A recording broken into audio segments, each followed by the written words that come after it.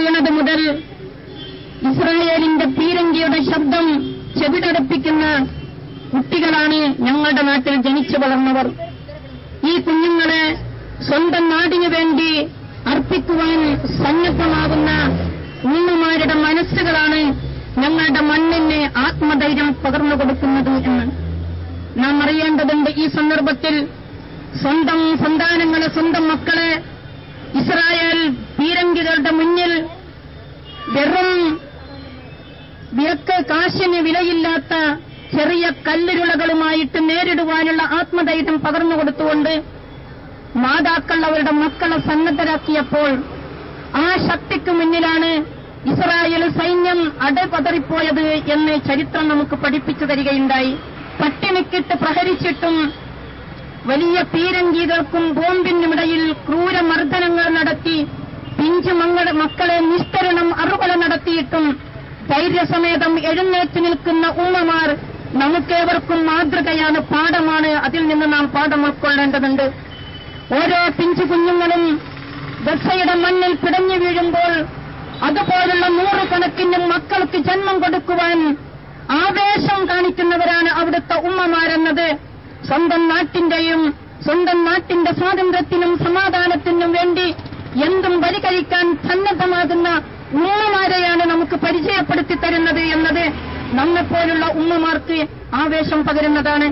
നാം അറിയണം, ഇസ്രായേൽ സൈന്യം ആ പ്രദേശത്തെ ചെറിയ കൊച്ചു മുനമ്പായ ഗസയിലെ ജനസാന്ദ്രതയുള്ള പ്രദേശങ്ങളിൽ ബോംബ് വർഷിച്ചുകൊണ്ട് അവിടുത്തെ പിഞ്ചു കുഞ്ഞുങ്ങളെ അറുകൊല ചെയ്യുന്നതിലൂടെ ഉദ്ദേശിക്കുന്നത് ഒരു പ്രദേശത്തിന്റെ ജനസംഖ്യയെ തന്നെ ഇല്ലാതാക്കുകയും വംശനാശം സംഭവിപ്പിക്കുകയും ചെയ്യുക എന്നതാണ്. അതോടൊപ്പം ധൈര്യത്തോടുകൂടി പട്ടിണി കിടന്നും എഴുന്നേറ്റ് നിൽക്കുന്ന, നാടിന്റെ അഭിമാനത്തിനു വേണ്ടി എഴുന്നേറ്റ് നിൽക്കുന്ന ഉമ്മമാരുടെ മനസ്സിന്റെ ആവേശം കെടുത്തിക്കളയുകയും അവരുടെ ആത്മവിശ്വാസം തകർത്തുകളയുകയും ചെയ്യുക എന്ന ഗൂഢ ഉദ്ദേശമാണ് ഇസ്രായേൽ സൈന്യത്തിനും ഇസ്രായേലിലെ നെതന്യാഹു ഭരണകൂടത്തിനും ഉള്ളത് എങ്കിൽ നമ്മൾ അറിയണം, അത്തരത്തിലുള്ള ഒരു പീഡനത്തിനും കൊലപാതകങ്ങൾക്ക് കണ്ണീരിനും ചോരക്കും മുന്നിൽ അടർന്നു വീഴുന്നവരതല്ല അവരുടെ ആത്മധൈര്യം എന്നത് നമുക്ക് പാഠം പഠിപ്പിച്ചു തരികയാണ്. ഒരാഴ്ച നീണ്ടുനിന്ന പീരങ്കിയുടെ മുന്നിൽ ധൈര്യസമേതം എഴുന്നേറ്റ് നിന്ന പിഞ്ചു കുഞ്ഞുങ്ങളും അവിടുത്തെ ഉമ്മമാരും അവിടുത്തെ യുവാക്കളും ഇന്നിതാ ഇസ്രായേൽ അവരുടെ മുന്നിൽ അടത്തിയിരിക്കുകയാണ്, അവിടെ മുന്നിൽ മാപ്പുസാക്ഷിയായിരിക്കുകയാണ്, സമാധാനത്തിന് വേണ്ടി മുന്നോട്ട് വന്നിരിക്കുകയാണ്, വെടിനിർത്തലിനു വേണ്ടി ആവശ്യപ്പെടുകയാണ്. നാം അറിയേണ്ടതുണ്ട്, ഹമാസ് നേതാവ് ധൈര്യപൂർവ്വം അദ്ദേഹം പറയുന്നു, ആരാണോ യുദ്ധം തുടങ്ങിവെച്ചിട്ടുള്ളത് അവരാണ് യുദ്ധം അവസാനിപ്പിക്കേണ്ടവർ എന്ന്. ഞങ്ങളൊരിക്കലും യുദ്ധക്കൊതിയന്മാരല്ല, മറിച്ച് ഞങ്ങൾ ബുദ്ധിയുള്ളവരും ആത്മവിശ്വാസമുള്ളവരും തന്റേടികളുമാണ്. നേരെ മറിച്ച് എല്ലാ പടക്കോപ്പുമുള്ള ഇസ്രായേൽ സൈന്യം അവർ ബുദ്ധിയുള്ളവരും ഭീരുക്കളുമാണ് എന്ന് ധൈര്യപൂർവ്വം പറയുകയും ആ ഭീരുത്വത്തിന് മുന്നിൽ പിഞ്ചു കുഞ്ഞുങ്ങളെ രക്തകിരണങ്ങളെ കൊണ്ട് മറുപടി പറയുകയും ചെയ്ത് ഇന്നവർ ഫലസ്തീനിലെ ഗസയുടെ മുന്നിൽ ആത്മധൈര്യത്തോടു കൂടി വിജയാവേശങ്ങൾ നടത്തിക്കൊണ്ടിരിക്കുന്നു എന്നത് നമ്മെ സന്തോഷിപ്പിക്കുകയാണ്. ഐക്യദാർഢ്യം, ഐക്യദാർഢ്യം,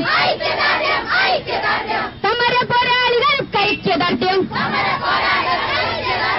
ഗസയുടെ പ്രശ്നവും ഫലസ്തീനിന്റെ പ്രശ്നവും ഒരിക്കലും ഒരു മതസമൂഹത്തിന്റെയോ ഒരു ജാതിയുടെയോ ഒരു സമുദായത്തിന്റെയോ പ്രശ്നമല്ല, മറിച്ച് മനസ്സാക്ഷി കാത്തുസൂക്ഷിക്കുന്ന, നെഞ്ചിൽ നന്മയും സത്യവും കാത്തുസൂക്ഷിക്കുന്ന, നേരിനു വേണ്ടി പടപൊരുതുന്ന ഏതൊരു മനുഷ്യന്റെയും പ്രശ്നം തന്നെയാണ്. ഇത് മാനവ സമൂഹത്തിന്റെ പ്രശ്നമാണ് എന്നാണ് ഗൾഫ് ഇസ്ലാമിക് ഓർഗനൈസേഷൻ നിങ്ങളോട് പറഞ്ഞുകൊണ്ടിരിക്കുന്നത്. നെതന്യാഹു പറയുന്നു, ഞങ്ങൾ ആത്മരക്ഷയ്ക്ക് വേണ്ടി പോരടിക്കുന്ന ഒരു വിഭാഗമാണ്. പിന്നീട് അവർ പറയുന്നു, ഞങ്ങൾ പ്രതിരോധത്തിലാണ്, ഞങ്ങൾ പ്രതിരോധിക്കുകയാണ്. ആരെയാണ് ഞങ്ങൾ പ്രതിരോധിക്കുന്നത്? അവർ പറയുന്നു, ഞങ്ങൾ പ്രതിരോധിക്കുന്നത് തീവ്രവാദികളെയാണ്. നോക്കൂ സഹോദരിമാരെ, ഏത് തീവ്രവാദികളെയാണ് ഇവർ പ്രതിരോധിച്ചുകൊണ്ടിരിക്കുന്നത്?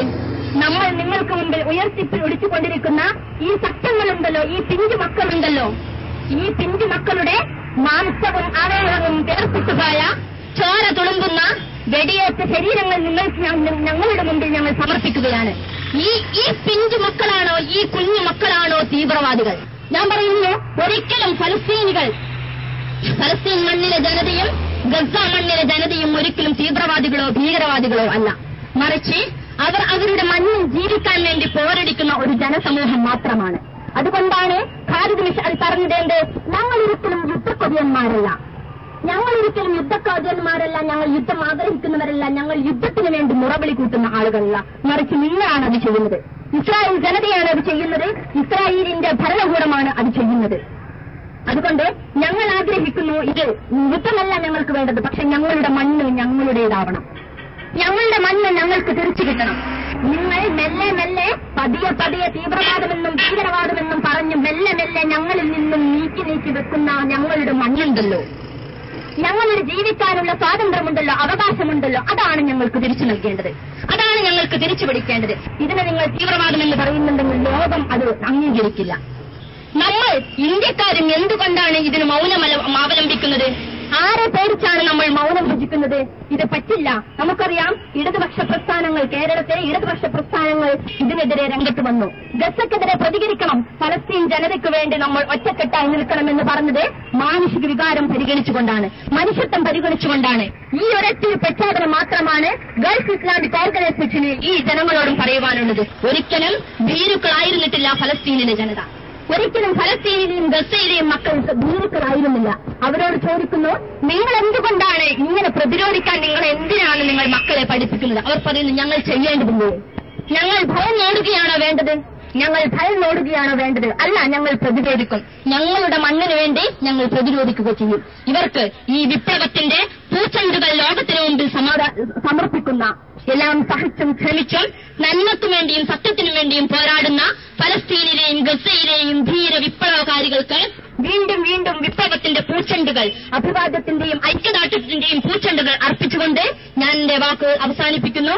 ഏവർക്കും നന്ദി, നമസ്കാരം.